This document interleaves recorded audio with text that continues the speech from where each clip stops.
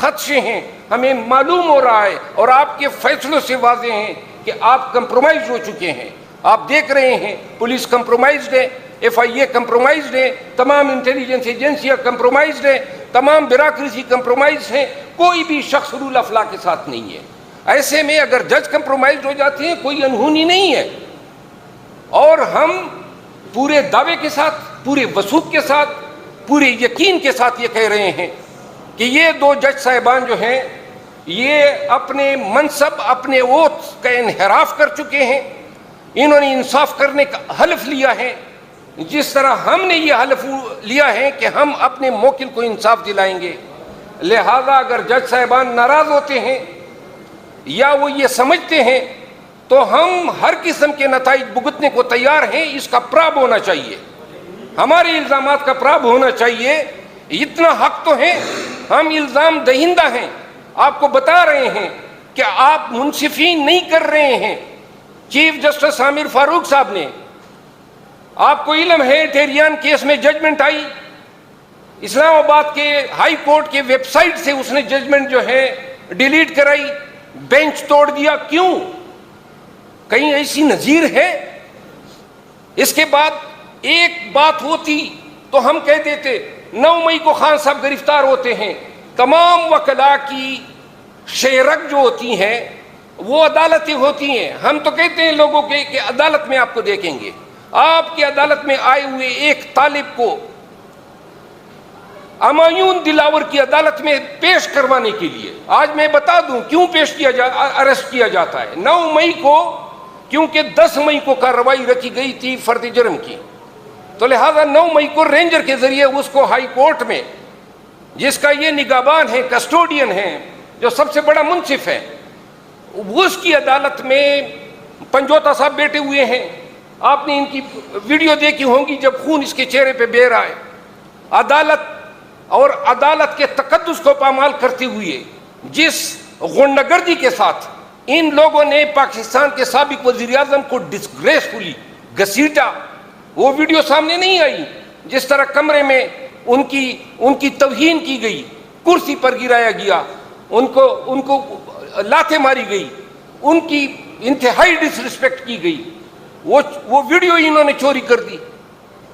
یہ high court میں ہوتا ہے، کسی اڈے پہ نہیں ہوتا ہے، کسی سڑک پہ نہیں ہوتا ہے. جاتے ہیں تو ہم فریاد لے کے جاتے ہیں یہ کیا فستائیت ہے، کیا ظلم ہے، کیا انارکی ہے، کیا ٹیرنی ہے. یہ چیف جسٹس کا کام نہیں تھا کہ اپنے عدالت کے تقدس کو جو ہیں جنہوں نے پامال کیا تھا ان کو نوٹس کرتے، ان کو گرفتار کرواتے. حضرت نے آسمانی گرا دیا کہ نا جناب جو گرفتاری کی ہیں ان حضرات نے وہ اس پہ میں مہر ثبت کرتا ہوں. قانون تو اسی دن آپ نے اس کی بےخکنی کر دی، انصاف کا تو اسی دن آپ نے جنازہ نکال دیا جس دن آپ نے اس فستائیت پہ مہر رقم کر دی. اسی دن آپ نے اپنے آپ کو ایکسپوز کر دیا، اسی دن آپ نے اپنے حلف کی پامالی کی، اسی دن آپ نے بتا دیا کہ جج بھی کمپرومائز ہوتے ہیں. اور پھر جب انہوں نے یہ کیا شوشا کے لیے، ڈرامے بازی کے لیے، آئی جی کو ابھی 10 منٹ میں طلب کر لیں، 1 گھنٹے میں طلب کر لیں، کدھر گئی وہ تبیین عدالت اور جو حکم کیا تھا کہ اس کی ایف آئی آر ہم درج کریں گے. ہماری 30 سال شعیب صاحب کی مجھ سے زیادہ وکالت ہیں، 35 سال اس پیشے میں گزرے ہیں. تمام جج صاحبان کو دیکھا ہے، کچھ زندہ ہیں، کچھ ابھی سرونگ ہیں، کچھ مر چکے ہیں. یہ عدالتی ڈرامہ بازیاں جو ہیں یہ ہم اچھی طرح سمجھتے ہیں. اس دن آپ نے یہ فیصلہ کیا، اس دن آپ نے اپنے آپ کو ڈسکوالیفائی کر دیا. یہاں پہ آپ نے نا انصافی ختم نہیں کی. ہمایون دلاور صاحب پہ بعد میں آتا ہوں. ہم ہمایون 9 تاریخ کو خان صاحب گرفتار ہوتے ہیں، 10 تاریخ کو میں اور خواجہ عارف صاحب اور بیرسٹر گور صاحب، ہمیں کہا جاتا ہے صبح کہ جی وہ عدالت تو پولیس لائن چلی گئی. اب آپ لوگ سن لیں اور پاکستانی قوم بھی سن لیں، کبھی پاکستان کی تاریخ میں اور دنیا کی تاریخ میں کبھی پولیس لائن میں عدالت نہیں لگی ہے. اور اگر سیکیورٹی کی وجہ سے کہیں پر مجبوری ہے تو 452 ضابطۂ فوجداری کہتا ہے کہ وہ جج جس کی عدالت کا کیس ہے وہ تحریری طور پہ رضامندی دے گا کہ گورنمنٹ کے اس حکم نامے کے ساتھ یہ سیکیورٹی ریزن کی وجہ سے اس کو شفٹ کیا جاتا ہے، کوئی رضامندی انہوں نے نہیں دی، اور صبح میں پتہ چلتا ہے کہ جناب خان صاحب کو پولیس لائن میں ایک پولیس افسر کے گھر جو اس کا ریزیڈنس تھا اس کو عدالت میں ڈکلیئر کر کے پیش کیا جائے گا۔ ہم گئے، میں گیا وہاں، جناب علی بڑی مشکل سے پہنچے، اور پوری پولیس لائن جو تھی وہ یہ رینجرز کے گھیرے میں تھی۔ جب ہم وہاں پہ جاتے ہیں تو سب سے پہلے میں نے اعتراض اٹھایا اس کے سامنے کہ یور آنر، یہ عدالت کس طرح ہو گئی ہے؟ پولیس لائن میں ایک تھانے دار یا پولیس افسر کے گھر کو آپ پاکستان کے سابق پرائم منسٹر کے ٹرائل کر رہے ہیں، کیا آپ نے کنسنٹ دی ہے؟ یہ ان ریکارڈ ہے، ہم نے ریٹن میں لکھا ہوا ہے۔ اس نے کہا مجھ سے کنسنٹ نہیں لی گئی، اور اس پہ میں جب پولیس لائن سے باہر نکلا تھا اور جب میں نے میڈیا ٹاکس کی تھی تو اسی دن بھی میں نے یہ بات کی تھی۔ تو سب سے پہلے عمران خان کے ٹرائل پولیس لائن میں ہوتے ہیں، شرم آنی چاہیے انصاف کرنے والے تمام اداروں کو کہ آپ اپنی مرضی کی جگہ چنیں، لیکن وہ جگہ چنیں جو پراسیکیوشن کی نہ ہو، جو پولیس کی نہ ہو، کیوں وہ تو ہمارے مدعی ہیں، وہ تو ہمارے خلاف گواہ ہیں۔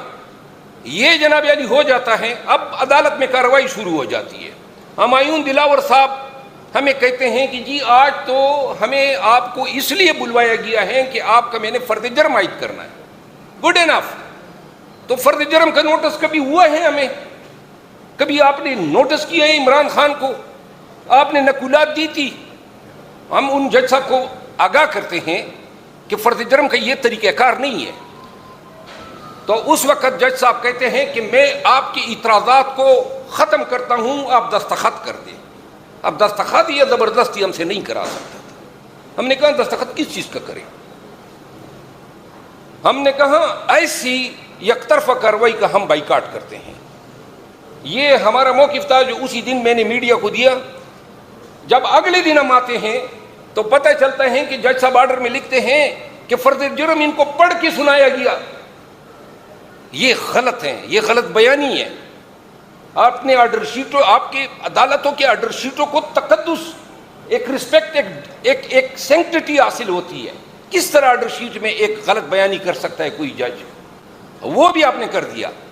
اس کے بعد یہ مقدمہ جب ان کو تفویض ہوتا ہے، اس سے پہلے یہ 8 مہینے قبل اس پہ ایک اور جج صاحب بھی رہے تھے، لیکن جب سے اس کو تفویض ہوا ہے آج تک لگ بھگ 45 پیشیاں یہ کر چکا ہے، اور وہ بھی روزمرہ، آج سے کل، کل سے پرسوں، اور بلکہ درمیان میں تو گھنٹے کی حساب سے شروع ہو گیا تھا کہ 12 بجے کے بعد میں 1 بجے شروع کروں گا، پھر جمعے کی نماز کے بعد چھٹی کے وقت بھی کروں گا۔ ایسا انصاف کبھی بھی میں نے اپنی ایکسپیرینس میں، اپنی لائف میں نہیں دیکھا ہے۔ اور آگے سے آپ کو یاد ہے، آپ کو میڈیا کے ذریعے جب میں گیا تو کہتا ہے آپ کو لایا گیا ہے۔ محترم، میں اس کیس میں، یہ کیس جب آپ کو دیا گیا اس سے پہلے بھی میں اس میں وکیل تھا۔ پھر روزانہ کسی کو شٹ اپ، کسی کو کہتے ہیں مجھے ڈکٹیٹ نہ کراؤ، کسی کو کہتے ہیں غنڈہ گردی نہیں چلے گی، آپ اونچی آواز میں بات نہ کریں۔ یہ کیا ہے؟ عدالتوں کا یہ رویہ ہوتا ہے؟ جج صاحبان کی یہ زبان ہوتی ہے؟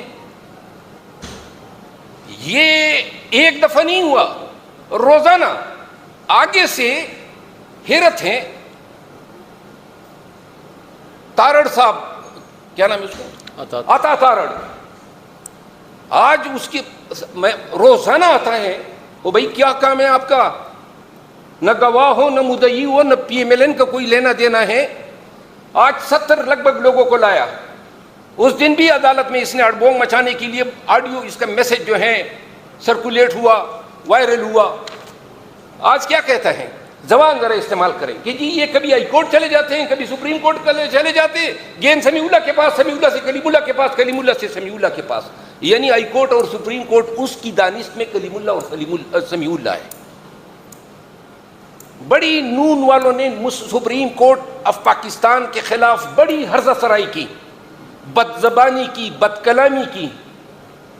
آپ کی جرت اتنی بڑھ گئی ہے کہ آپ اس کیس میں، جس کیس میں کوئی لینا دینا آپ کا نہیں ہے، آپ ایک وفاقی کیبنٹ کا ایک حصہ ہیں، آپ آفس پروٹوکول کا استعمال کرتے ہوئے آ کے عدالت میں بیٹھ کے اور کونے میں کھڑے ہو کے اور اپنے وکلاء اور اپنے ورکروں کو لاتے ہیں.